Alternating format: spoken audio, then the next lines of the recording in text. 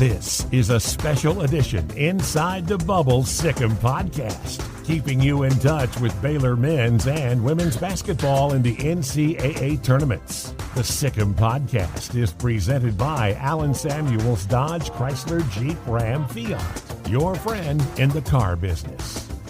Now, let's go inside the bubble with your hosts, Brooke Bednarz and the voice of the Bears, John Morris. Hi, everybody. Welcome to a special edition of not Inside the Bubble Sic Em Podcast. It is the Outside the Bubble Sic Em Podcast. The bubble has been burst. The Bears are celebrating a national championship, and Brooke, no better way to wrap up our Inside/Outside the Bubble podcast than to visit again with Coach Scott Drew. Absolutely, Coach. We joked with you when we met with you inside the bubble that we didn't want to see you until April, and I am pleased to say that it worked. You came home in April with a national championship. Thank you so much for taking time out of your very, very busy, super popular man of the hour schedule to visit with us on the Sic Em Podcast. Well, it's a blessing to be with you guys. And I just got a text from Nunley saying I can't get any work done. I'm still smiling and too happy. so that's a great thing for all Baylor nation, the Baylor family. I mean, you guys have been there and a big part of this. So seeing you guys being happy and able to celebrate brings a lot of joy to our coaching staff as well. Boy, that's terrific. Well, you've been on ESPN, you've been on ABC, CBS, NBC. Glad you can spend a little time here on the little podcast.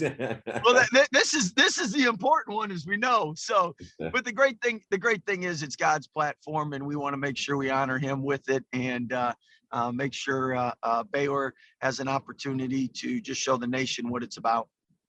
Scott, what a tremendous platform. I mean, the spotlight that is on Baylor and Baylor basketball right now is just tremendous. Well, and you saw the ratings of the game, 16.9 million, which was the highest viewed basketball game since 2019 NBA Finals Game 6. So a lot of people viewed the game, a lot of people witnessed it, but then obviously it opens opportunities following the game. And we have so many players with great personalities that have done so well in all their interviews and represent Baylor University and our culture of joy. It was fun to get to hear from some of them at the airport whenever y'all landed. They were cracking a couple of jokes. You even did that they were super excited to get back for school. Thought that was funny, but just how neat is it for you to be able to hear them? I know you've spent a lot of time with them in the bubble and this year overall, but to truly have everyone that talks about Baylor basketball use that word joy. I think it was in every single person's post that I've seen. It's talked about all the time. It's on the banner. And it's truly gone from just what it means to your team to what it means to Waco, what it means to the Baylor family. And then nationally with those numbers that you just said, everyone heard what that means. Well, and that's a tribute to the fine young men that represent Baylor University and played so hard for them all season long. And as a coach, it's one thing to love how your guys compete and play, but there's another sense, and it's a whole nother sense, a level of satisfaction and knowing that when they get put in front of the media or when people spend time with them and they walk away and just brag about what high character individuals they are and how class they are. And that was one of the things in the bubble. A lot of the hotel support staff were like, a lot of teams were great and gracious to them, but they were always like, we hope your team stays because we love working with you guys. You guys are so kind, so appreciative, so nice. And I mean, really, again, it's a player-led team. They're the ones that have really bought into that. We had our host of the bubble. His name was Derek, a fine young man, but like we're doing our celebration team picture. It was the players like, Derek, you get in the front, come sit down here. And I mean, just the fact how they incorporate everybody and make everyone feel special is really cool. And that bubble life, I mean, that could have been a real strain, just as long as you were in the bubble. But you guys made it just the opposite. You really thrived in the bubble. Yeah, I think Jackson Moffitt, his TikTok views went way up. So yeah, it was. but again, I've always said this: if you're gonna spend 4 weeks in a bubble, you better do it with people that you really love and enjoy. Right. And that was the great thing. I mean, our team room was like the family room, and people were always playing games, having a good time, and you just wanted to get to the family room to see who was in there, what they were doing. Usually Obin was talking noise in some Connect 4 game or whatnot, and LJ was winning in cornhole, or so it was just great how everybody was having fun and enjoying one another. While you guys were able to strive in the bubble, you guys were away from your families since, and most people might not know this, but since Kansas City. But for the Big 12 tournament, that's actually where that bubble started. So what was it like to actually hug your family and see your kiddos? And for all the other coaches, we saw Coach Brooks is, his little boys sitting on the curb waiting for him to get home, and that went viral. So how special has it been? And then kind of give you an opportunity to give them a little shout out for being the support behind all of you guys. Absolutely. We couldn't do what we do without tremendous family support, and our wives and kids sacrifice so much of their time, and they allow us to be able to do what we love to do and God's called us to do. So they're a huge part of this success. And I know the kids were all excited to get us back, and the wives were too, because I'm sure, like mine, they had a couple things around the house needed done, and all my little man wanted to know is, when can we play 2-on-1 in the backyard? So he was happy. He was happy Dad was home too. I don't know if Kelly told you this, but we had, you were in the bubble. We couldn't be around you. We were there on the road on Easter Sunday. Mm-hmm. So we kind of had our own little family Easter service. Did she tell you about that? Yeah, oh yeah, we saw the pictures she sent with Pastor Weibel, and that was so neat. And loved that Pastor Weibel was able to be there, but obviously felt bad that he, like so many of you guys, weren't able to be in the bubble, but to see Easter service and life outside the bubble, that was really cool. What about, and by the way, you knew we were gone a long time when you get back and the blue bonnets are up. You're like, man, when did these happen? Yes, they're celebrating with you. They're here. Yeah, my wife's like, oh, it's been a couple of weeks. They've been out, Yeah, it was snow on the ground when you left, and now there's blue bonnets. What a great, how many Baylor fans, how many of your former players, folks around the team made their way to Indianapolis. That was so cool to see. Yeah, that was really cool. And then I tell you what, with the victory parade, just really excited about that, because we're going to have past players and their families walk in front, and then our staff and past staffs walk, and then we'll have the players honored on cars, fire trucks, whatever they put together. But it's really neat that they'll go first because they were the foundation. So any past Baylor basketball player, staff member, coach, you're more than welcome, and hopefully can find an opportunity to come down and be a part of the parade on Tuesday. Well, how special would that be? That's I know cool. The post about the significance of the national championship logo has kind of been going around, and to see that 99 in there, those 99 former players, that's pretty special that they'll be able to join you guys. And then since you mentioned the parade, we'll just toss out some details real quick. That's Tuesday, April 13th at 6 p.m. It'll start on 14th in Austin and go all the way to City Hall on South 3rd Street. So that's next Tuesday at 6 p.m. to come out and celebrate the national championship with Coach Drew and everybody that's been a part of the program since you've been here. So well, and even talking to like David Wesley, Brian Skinner, a lot of people like that don't live in the area are going to try to see if they can make it back, which is awesome. Very cool. Man, that is great. That's going to be a real celebration. How fun was it to have your dad and your mom were there? Bryce was there. Was Dana there in Indianapolis? Yes. Yeah. Dana and her husband, Casey, were there. So it was awesome that they were able to make it back. And my mom doesn't, it's a little harder for her to travel. So on Saturday, we needed to win to get her back on Monday. So the team came through, and it was great having them in the stands and a part of it. And I tell you, with the social distancing and everyone sitting up higher, it really showed which coaches needed new contacts, because if you could see family, then you knew you were 2020, you know? So, That's right. but it was great after the game and the celebration when you were able to get close enough to see everybody and see the excitement and joy everyone had. Some guys like Devontae, I think, was there. Freddie was there. Freddie couldn't stay with good reason. Freddie had to leave before the championship game. He got called up by the Raptors. That's great. Yeah. So Devontae, Freddie, Tristan, they were all there. And Freddie gets called up, and he's like, "Do I gotta go?" And you're like, "Yeah, the NBA's calling. You gotta go." So exactly. So we were really excited for him. Okay, so what's there's going to be a movie, right? You're going to make sure that John Lee Hancock follows through, and there's a movie about this. Well, we're gonna get to work on that. I know the big question is, J-Mo, you might have to play yourself because nobody's got a voice like you. So you are special, my friend. You might have to do your own. Well, I'll sign him up if that means we get a movie. But I mean, the record of Texas men's basketball teams winning the national title and then getting a movie, so far we're about 1,000. Yeah, 1-0. We got to keep that streak alive. 100%. Yeah, we do.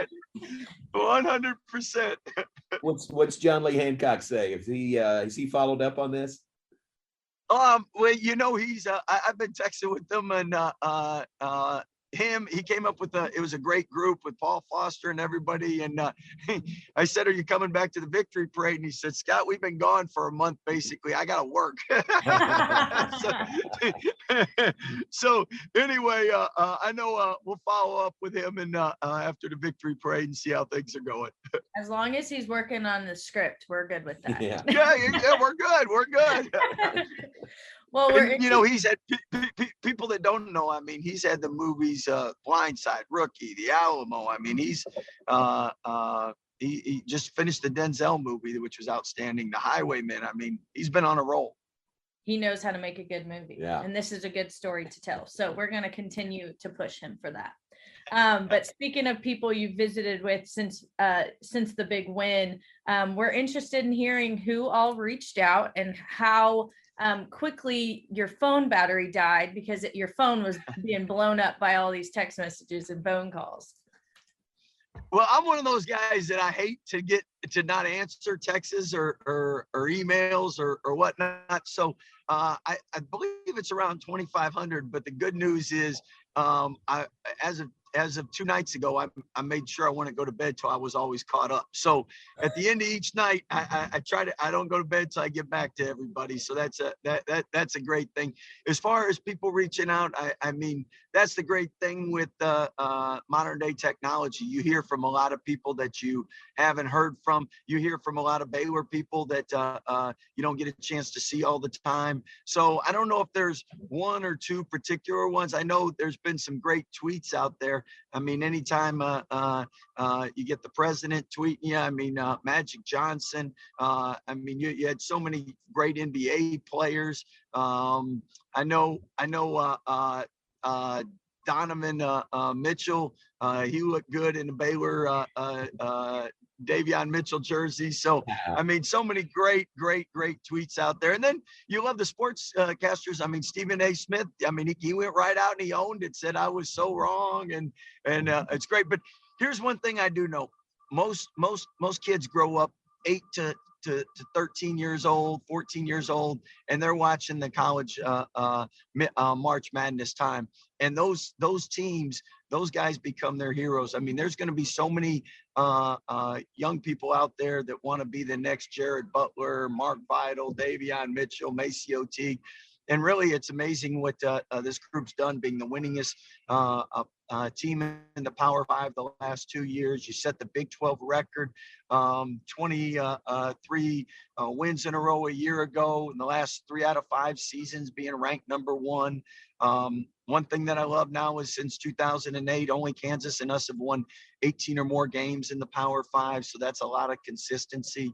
But so many great accomplishments, and a lot of people out there that didn't know about Baylor obviously do now. And for those that have already known known about it, had a chance to brag because they were right.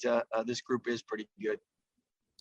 Coach, the job y'all did as a staff in all these games was just remarkable. Like John Jacobs with the scout for Gonzaga, and AB with the scout for Houston, and Coach Tang, I think, for Villanova. I mean, your guys just showed how well prepared they were in every one of those games.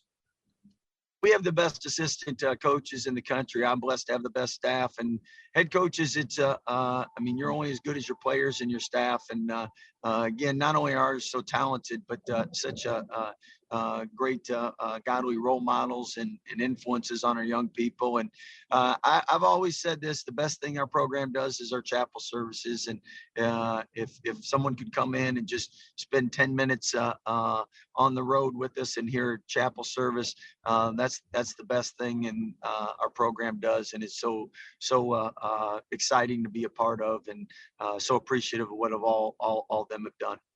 Yeah, and I got to tell you, no offense, but that's what I miss the most about not traveling with you Yeah, guys. yeah. I miss chapel with you guys. So yeah, absolutely.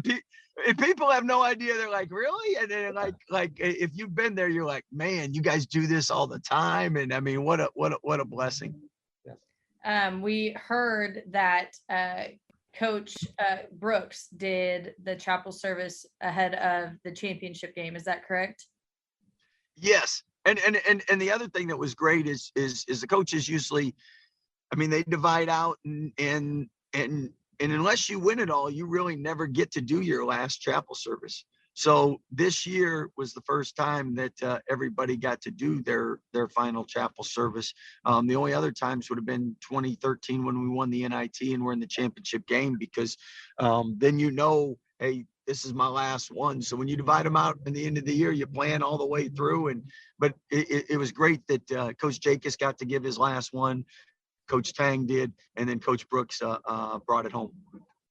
One thing I think David Kay told us, something that Coach Brooks said is that, when he first got to Baylor, he was a little uncomfortable with, having to do that. And then now it's something that he looks forward to. Yeah, now we call him Reverend Brooks. So.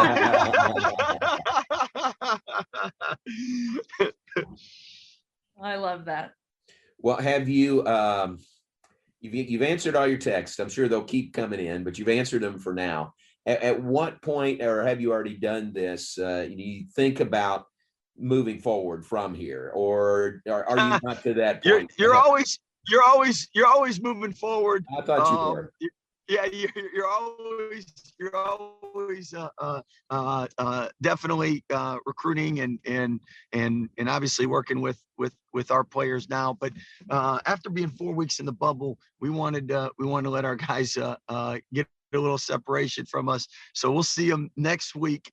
We'll see them tonight at the baseball game for those in town. But a lot of the guys also went home because they haven't had a chance to spend any family time. But who's ever in town tonight, we're going to be at the baseball game and all throughout the first pitch. So that'll be really nice. If you're in that front row, I don't know if some of our guys got good arms or not, so just be careful. But excited for that. And then obviously always planning for the future. And one thing, as Coach Tank said, this was pretty fun. We need to do this more often. So I know our staff is motivated to make sure that we keep moving forward as well. How special was it to get to have that moment with Coach Tang? We've talked, with both of you inside the bubble. It was 18 years. Earlier this year, he shared the podcast story of how you guys came to work together. And so to share that moment finally, after 18 years, just how special was that? Well, I mean, you think about 18 years, that's a long time. I mean, that's basically how long your kids are in the house before they go to college. So we've done life together, as he likes to say, and so pleased and excited that, I mean, he's had opportunities and he's chosen to stay and be a part of building this program. So excited that at the end of the day, that's why we'll move forward, J-Mo, but I know at the same time, every coach that I've talked to that's won one of these said, you better make sure you take time to celebrate, because if you miss that opportunity, it doesn't it's not like it comes around very often. So you just look at the list of I believe there's only 9 or 10 active coaches that have won a national championship, and most of them it's just one. And I mean, great programs. I mean, Cal Perry won, Bill Self won, Izzo won. I mean, it's not like something. And there's 353 teams in men's basketball, and the parity really make it competitive and tough. And it's hard to duplicate. So we're all going to celebrate, enjoy it, and move forward at the same time. But we're going to do both. I don't want to end the celebration anytime soon. So let's keep it as long as we possibly can. Coach, we appreciate your time. Congratulations. Just so happy for you and the staff and the players, everyone associated with the program. Just thrilled for you. And thanks for your time today. Well, thank you, Baylor family. You guys are the best, and so excited to see you guys happy as well. Congratulations. Now go practice your first pitch. Yeah.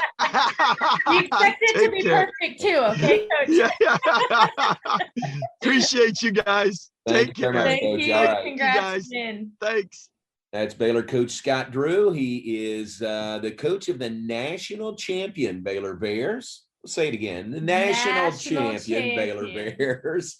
And I almost felt, I kind of feel guilty saying looking ahead, but as coaches, they do that. What's the team going to look like next year? Who is coming back? Who will be leaving, and who steps up with the team next year? They've already done that, but don't want to quell the excitement of the celebration one bit. We want that to continue as long as possible. Absolutely. And like we said, you guys all have been fantastic in celebrating with us so far, meeting the team out at the airport. And we want that to continue. So next Tuesday, April 13th at 6 p.m., it'll start the parade at 14th in Austin and go all the way to City Hall on South 3rd Street, where there will be a little pep rally, and you'll be able to hear from the players and Coach Drew again. So we look forward to seeing all the green and gold lining those streets, and to celebrate not only this team, but the 99 who helped build the foundation to get us to this national championship that we're celebrating today. And how cool is that? You mentioned it in the logo, the national championship logo. If you look in the net,